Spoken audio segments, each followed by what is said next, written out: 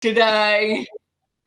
So today we're going to be talking about access to work and about making adaptations in the workplace.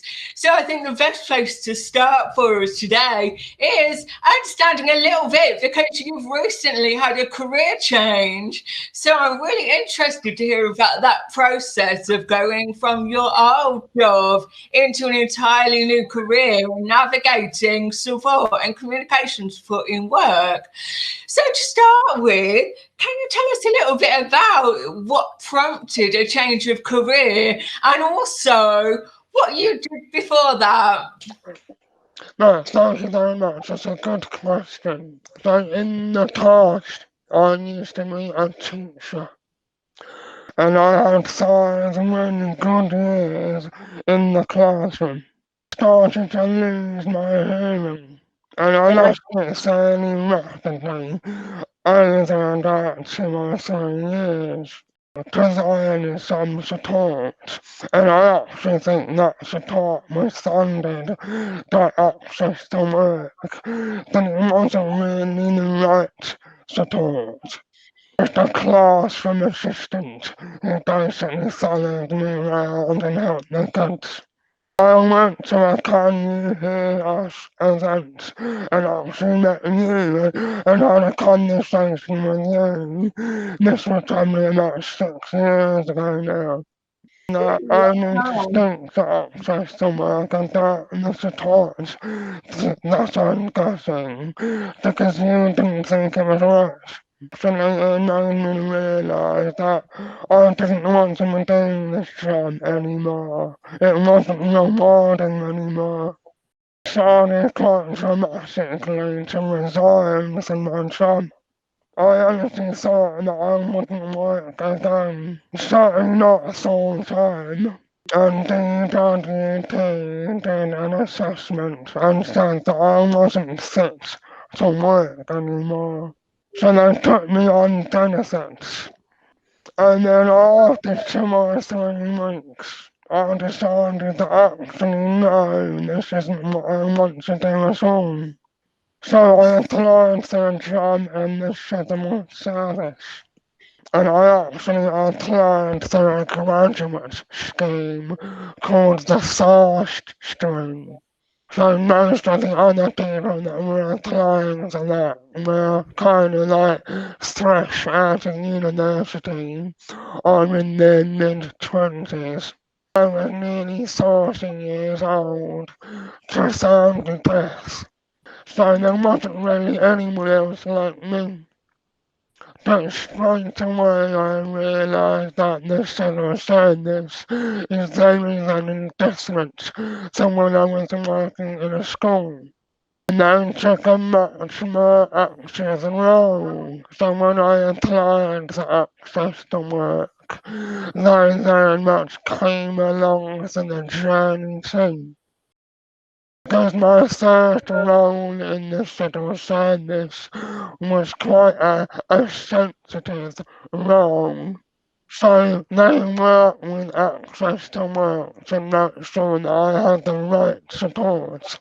Now I've been in the civil service for 5 years, and I think during that time I've worked in 4 separate departments. Some of those departments use access to work from a financial perspective, and some just use access to work for advice rather than for money. So really, I'm a great fan of access to work, and I work in HR. I try to encourage others to use access to work. I think it's such an underused resource. And there's that kind of joke, isn't there, really, about it's the government's best kept secret. And I think if more people sort of understood what was available to them, there would be so much more take up on it, wouldn't there? That's right. I do quite a lot of coaching and mentoring So I've been working with some younger people with disabilities and with hearing loss. And they said to me, well, I don't think I can apply for that job because I'm deaf. And I don't know the answer to how I do that job, being deaf. Well, for example, if the job says that you'll be on the telephone all the time, and the person said to me, well, I can't apply because I can't use the telephone. That's absolutely not the case. And it's not your job to come up with a solution either. And that's where access to work come in. So if you want to apply to a job, you apply and you work at the toxicologies later on. Actually, the employer can't not hire you because you can't use the phone. As long as you make that transparent at the start. And not all the organisations and not all the employers know about access to work. And I think it's important to be pragmatic. So rather than go to an interview and say, I'm deaf, what are you going to do about it? I say, no, I'm deaf. There are a number of solutions that we can use, including this, and this. And the next step after you get them in the role is to ask to approach access to work. You can design a dice, and they might even be able to pay for it too. But I think employers sometimes they're a bit wary because they don't want to get it wrong, but they're not experts and they don't necessarily know what to do. So actually me going in and being pragmatic and being confident actually shows that I've got strength that make me employable. I think that's a really interesting point there, because there's three things really that you've raised. One, first of all, about people having that perception of if a job says you have to use the telephone or something that would be a predominantly hearing orientated thing, they just immediately think, oh, that's not for me then. I can't apply for that job. I mean, I know when I first lost my hearing, I was in the exact same boat. I mean, I expected to lose half of my hearing when I went in for surgery, and then I got an infection after surgery, and the meningitis meant I lost all of my hearing. So it was very unexpected. And I think after that, I had never known a single deaf person in my life. I had no idea about the adaptations available to me. And interestingly, when I tried to go back to work, I was actually made redundant. And before my redundancy meeting, the first thing they asked me, and what they kept asking me throughout the whole process, was, can you use the telephone yet? Can you speak on the phone? Can you hear the phone yet? And so it was after that, I was like, oh, okay, well, that must mean that deaf people can't do jobs with telephones then. And there was that kind of conditioning, you know.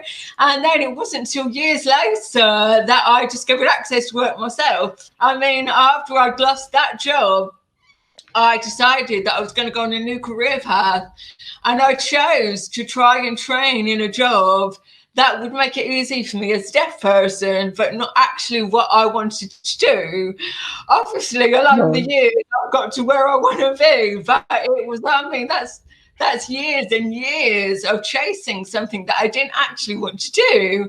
I think the second point that you raised there about deaf people aren't responsible for the solutions, and that's incredibly powerful, because you know, you think about how many people might be in their jobs thinking, oh well, do you know what, it's not the employer's fault that I need adaptation, so I'm just going to make do with what I can. And actually going in that direction means that they'll stay in jobs struggling for years sometimes, you know, and never knowing that actually if you just take that courage to say, do you know what, I may not be struggling a huge amount, but there are things I can do and my employer can do to make life a little bit easy for myself. That's And so I right, man. think you brought up though. So one of the other things that I wanted to ask about really was, obviously those are two massive transitions that you took in life. One, a whole new career change. Two, a whole new logistical, not issue, but a new logistical field of managing both access to work and communication support. How was that process for you?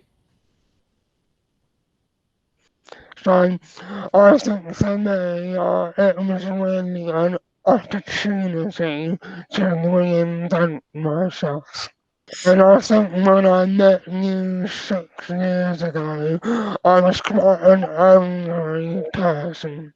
And I think sometimes when I had challenges at work, when I was teaching, I immediately took the defensive.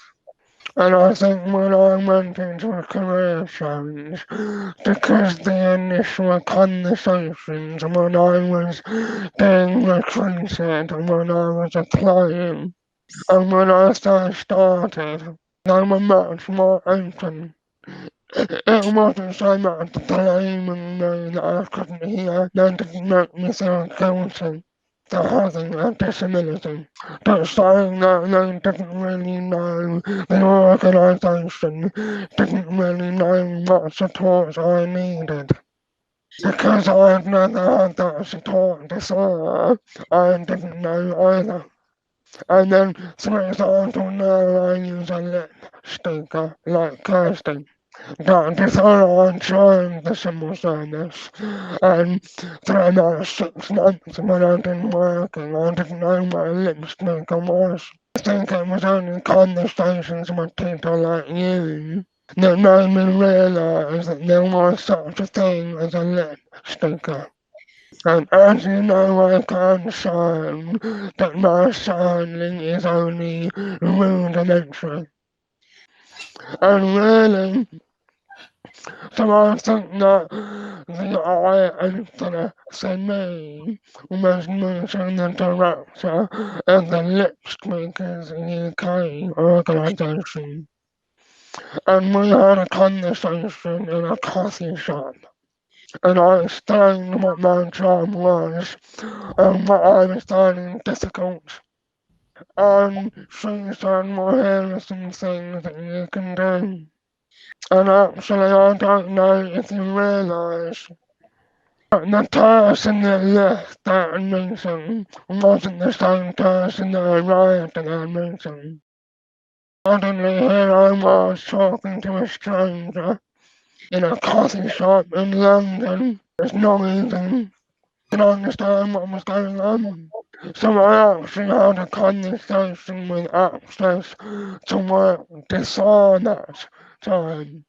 And at the time, Access to work didn't mention lip speakers at all. I think the one tip that I got, that I learned, how to think about the support that you need before you apply. So if one does, if you've got NF2, have a conversation with charities like Can You Hear Us?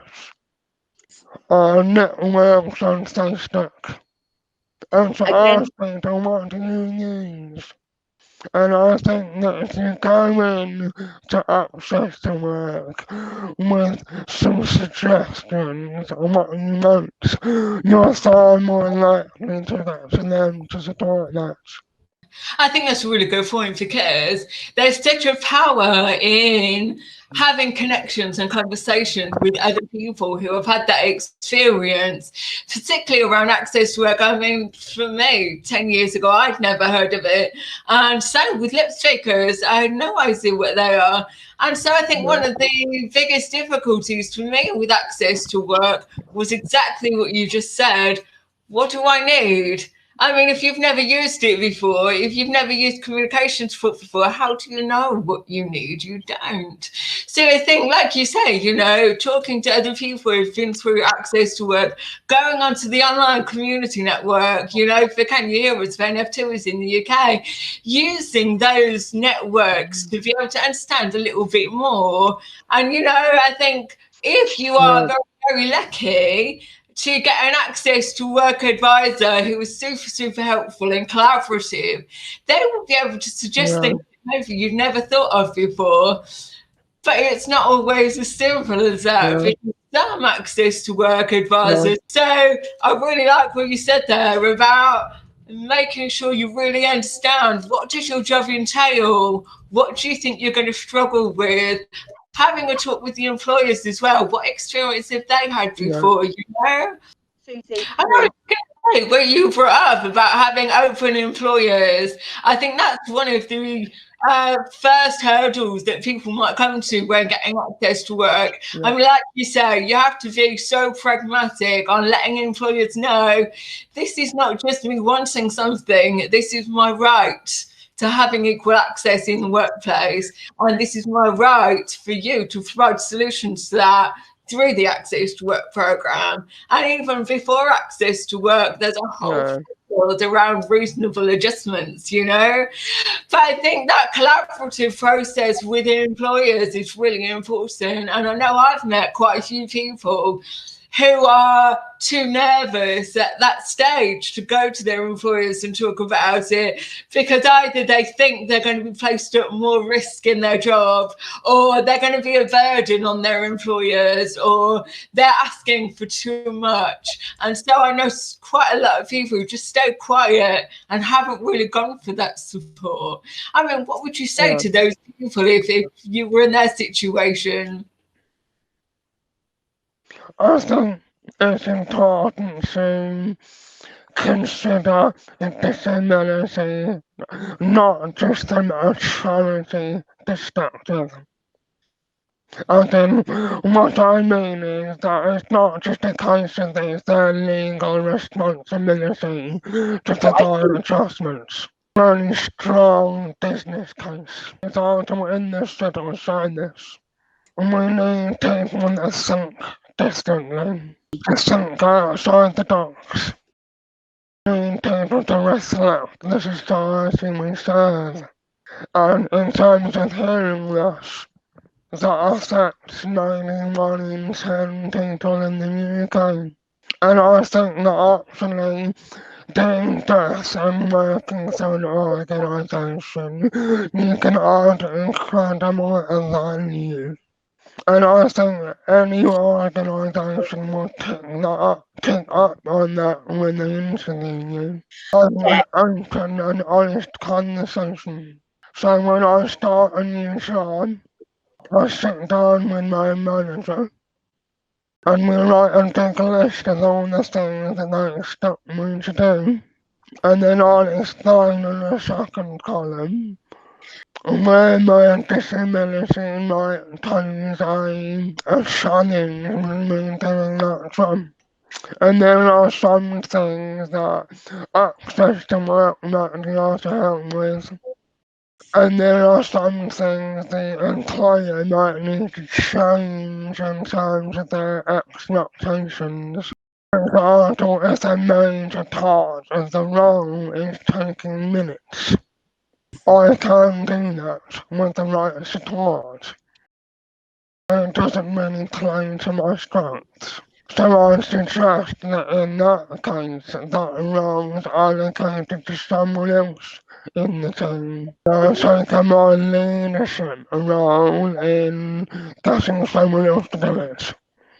So really, I think the first step is being really crystal clear on what your responsibilities are, what the expectations are, and then reflecting on that and saying, well, let's be honest, I'm going to find that difficult, I'm going to find that difficult, etc., etc. If you do know what a possible solution is, then in a third column, I've made some notes about some of the solutions that I'm aware of. Access to work can consider whether or not they're the right things and whether or not they work. I really love that.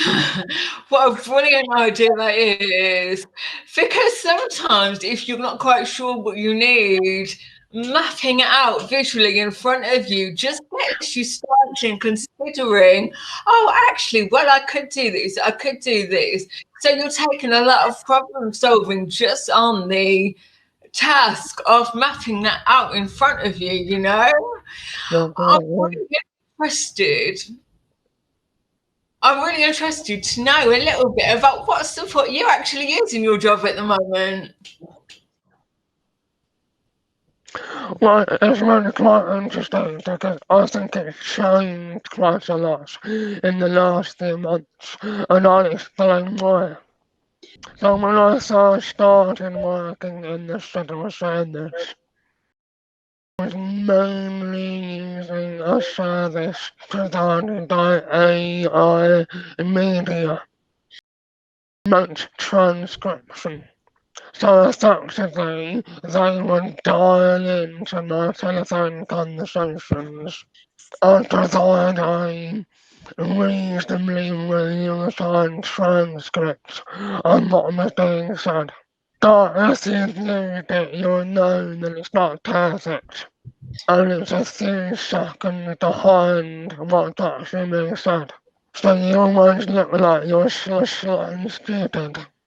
So then I started using lip speakers, and I found lip speakers much more powerful because they're communication specialists. Because they're for me, they are there to help facilitate the conversation with the person I'm meeting. For example, in a situation like today, I'm really getting my money's worth out of Kirsty. Because actually she's doing the drama too in Saturdays. So I'm guessing that I need some money for the taxpayer. Things have changed slightly. When I used to have Kirsty coming to the office, I'm doing things remotely via Teams or via Google Hangouts. Actually, Teams and Hangouts have got a really good transcript function that automatically provides a transcript. And when I want to have an ad hoc meeting with someone, meeting one-to-one with a manager or a colleague, I don't need to use a lip speaker. Really, I'm using a lip speaker now, more when it's something important, or more when I know that I'm really gonna need to appear on the door, as a line interview, for example. When I'm meeting someone for the first time, or if it's a meeting with 10 or 15 people in. I'm also using a new service, an app on my phone, my iPad, and I'm using something called Otter. And what it is, it's an AI-based automatic transcription service. Something on Google called Live Transcribe, which is similar, but this saves the transcripts for you. You can download them. You can upload videos and it will automatically transcribe them. Also, if I'm at a meeting with you today, you can click on that transcript, type in access to work. It will automatically find any time in the conversation that you mention access to work. And actually, I know that access to work will actually fund that if people want to get that service. Actually, very cheap. And you can use Otter for free, I think, for 16 months every month. That's 10 hours. But I pay for the premium service. think that's £100 a year. And so that you can use it 6,000 minutes a month. To contend with how much a transcriber or lip speaker costs. It's about 100 times cheaper, and it's not as good. Having a lip speaker is desirable. I can't have that all the time. Often I get people contact me out of the blue. And although lip speaking UK, the supplier I use, really good at signing people in the last minute. Is really a stop at that. And really allows me to play on a much more level playing field. And it's really quite exciting because AI technology is only really in the last 6 months and it's become embedded into the way that we work. Like before, when I wanted a transcript of a video or a conversation, it was always on me to get it organised. That sounded. But now, I can just using Teams or Hangouts.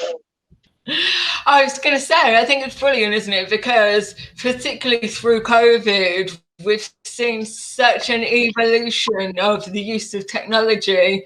And I think for people who are deaf or deafened or hard of hearing or however you want to describe yourself, it's been such a game changer because new technologies coming in play, which realistically aren't new technologies, they're just much more normalized and much more mainstream. And I think they've been, like I say, absolute game changer. And I think what you said about having that amount of choice available to us, it's amazing. I know what you mean about different preferences, and I think it's a really important point to touch on here because the world of communication support is gigantic and it's hugely diverse. So I think one of the things for me was really understanding that in X situation, it's better for me to use this. In Z situation, it's better for me to use this. Just getting to understand the different styles of communication support, what's on offer, what's logistically possible. I mean, as you know, I used to run a business around adventure sports, and just standing at the top of a climbing wall or a mountain and trying to use lip speaker is just impossible, And there were some situations I was meeting with national governing bodies, various individuals, and what you said about being on the top of your game is absolutely there because when you're using this support, the point is to feel confident in your job, to feel like you're doing your job at the level of somebody else as well who might not be using support. And the idea of going into a meeting now without the right communication support, I just can't imagine it. Whereas before I would go in, I'd try and lip read. I had no idea the information I was missing because they would have no idea of what I was missing because I'm nodding and smiling all the way along. And then having lip speakers, I think I agree with you for my preference on using either an interpreter or a lip speaker because you get all the in between, using a system like AI through whether that be through Teams or through AI media, you get the words, but you don't get the emotions. You don't get the atmosphere in the room. You don't get the mood that's spoken. All those things that are really important to how we respond to other people. I didn't get those through captions. So I felt like, oh, hey, if I'm plugging into a lecture or if I'm plugging into some team training, then captions worked really well for me. In a situation with human interaction, I wanted a human being there to interpret all the human things that were going on. And I think it's a really important point, never to just confine yourself to having one style of communications available to you, but using the whole breadth of it. I think where my I've had benefits, should I say, is using communication support agencies who can actually say, well, do you know what? I've had other clients that have been in a similar situation to you. What they've found that works is this, this, this, and this. And then it gives you some base to be able to know what to start looking for, or even just something to try out and see if it works or not. Yeah, that's good. I think I've got two recollections on that. So one is that I think it's important to have a range of options. And like you said, one size does not fit everyone. Situations where I absolutely need someone in with me that can sign or someone that can communicate and actually be there. Conference, for example, where it's completely pitch dark. And then you got someone talking on the stage. Someone like Kirsty who can make it work. Because you can't almost prepare for these things. Turn up early and say, oh, I'm deaf, can I sit down the front? But my workload's so busy, I'm running around all over the country. Almost time to get that organised. And when I'm the permanent secretary and the team that can do all that for me, at the moment I need people like Kirsty to help find the solution. So really what I was going to say is when access to work comes up with an option, there won't be one thing that always works. I would recommend you try out 3 or 4 or 5 different options. You'll learn what works and what doesn't. Really it's a learning experience, and I think the employer needs to know that getting that report from access to work won't have all the answers. We'll just have some suggestions of things that you can try. And one of the things that we use in the civil service is something called the Workplace Adjustment Task Force. And effectively what we do with that, people that have access needs or disabilities, they write down what support they got, and then that's a starting point to have a conversation. So when I move into a new role, we do in the civil service all the time, I can go to my manager, here's what I've used in the past, and that gives a starting point to think about what you are going to need in this role. And that's actually a form that's readily available on gov.uk. So if you type in Workplace Adjustment Passports into Google, you can download that form and you can write your own adjustments on there.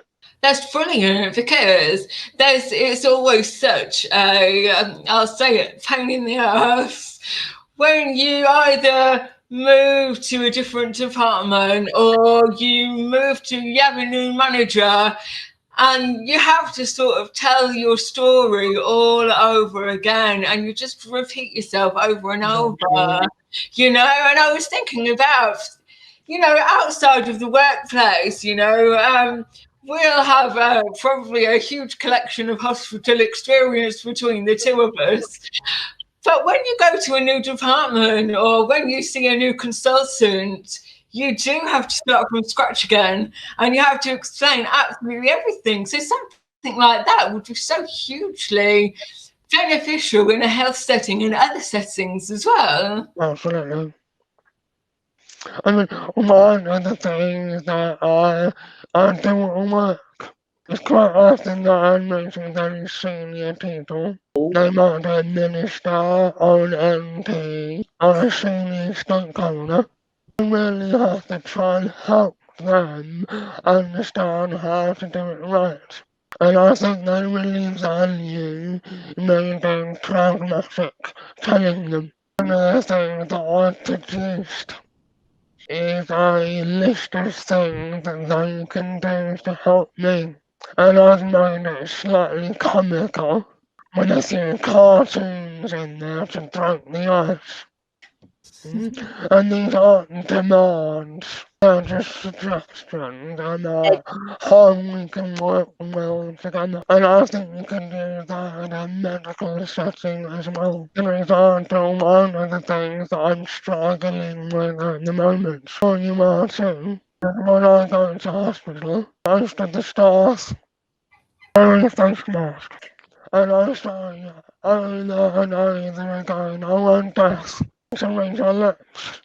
So honey something that says, I'm death, can you wear a face shield rather than a mask?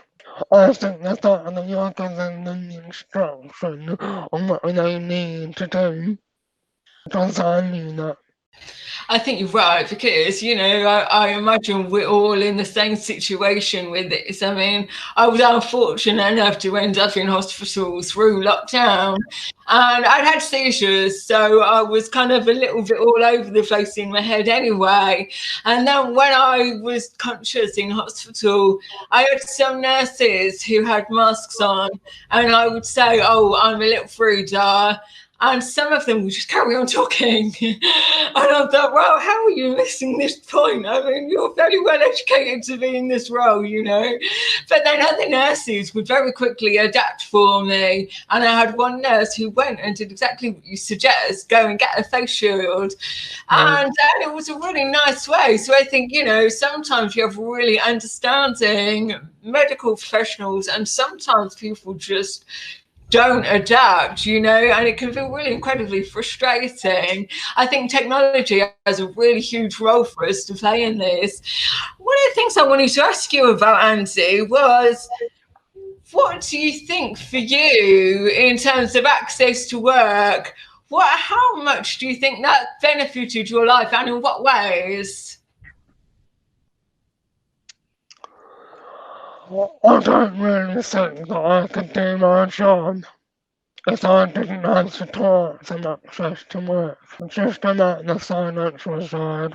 In half government departments, you can't actually use the financial side at all. So I think that's a really important first step, because they are experts and they might not know the answers, yet they know the questions to ask. So really for me, without access to work, wouldn't be where I am today. And in terms of where I am today, I'm on the bottom rung of the senior leadership for a government department. And if you'd asked me 6 years ago, if in 6 years' time you're running the country, or part of the country, not just me, believe me. Really, I think that people need to not be afraid of access to work. There are a lot of forms. There's quite a lot of paperwork. But they are really good at getting things set up. So really for me, I would say give it a go. You've got nothing to lose. And if it works out well, it will allow you to play your A game. And I think that's a really powerful message, actually, because sometimes we are held back by our own limitations almost. So if we don't believe we can go forward in the direction we want to do, or train in a new career that we want to go to, we stop ourselves sometimes from trying to pursue how we could make that possible. And we resign ourselves to thinking, well, I can't do it, so I'm not going to bother. So I think it's a really powerful message to say, you know, being pragmatic. I would never have known, however many years ago, that I'd be where I am today. And that opens it out for so much possibility for people to be able to think about and having a vision for. I know we're sort of pressing on time here a little bit, Andy, so I just want to quickly ask one last question. If you were talking to someone who was just going through the process or thinking about starting the process, what tips would you give them? One, for going through the process itself, and two, for managing your communication support or whatever support you're using in the workplace? I think 2 cents. The first one I've already talked about, the table. The employer needs to do or exactly what they'd like you to do. And then write down what diaries you think you're supposed to do in that job. So they're starting straight away. And when you have that conversation and the players are access to work, you need to do that really early on. I would suggest you do that in the first or second week. Don't leave it 6 months. That can have sounding implications. So ideally, if you get it sorted sooner, then you can hit the ground running. My last tip, talking about diaries. I do a lot of talks about disability and leadership in the civil service. I want to be defined by my ability and not my disability.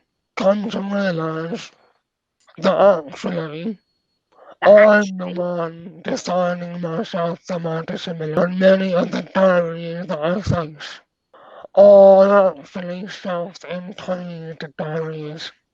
So really, if you speak to your employer or potential employer, the chances are that they won't see those in diaries at all.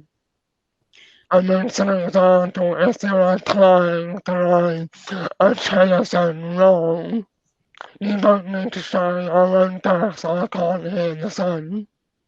That's for them to worry about. So don't put barriers in your way. Assume that you can do the job, and then work with your employer and access to work as a partner to find a solution. And in terms of using communication support itself, is there anything you've learned along the way that you would think, right, you have to know this if you're going to start working with communication support? I think you've got to give it a try. But before you sign up to a specialty software or a service, a lip speaker, or if you want an iPad with some app on, try it out first. Speak to the supplier and say, I'd like a trial run. Now, for example, if you want to try a lip speaker out, you can arrange with a lip speaker provider on a 10-minute test to find out if it works for you. They don't expect it to work immediately. Lip speakers all the time now. It took me a few months to work out how to understand them and how it works. So really, it takes quite a lot of practice. I suppose like every skill, practice makes perfect, doesn't it? And I think just you make a really good point there about adjusting expectations as well, not thinking everything's going to be absolutely spot on the first time you try it. I mean, this is life, you know. So we start to use it more, we start to be able to adjust to it more as well. Okay, that's all we have enough time for today, Andy. So I just want to say a huge thank you for your time today. It's brilliant to have you on the show. And it's amazing to see you again. I can't believe it's been so long since we've seen each other sort of face to face. My pleasure.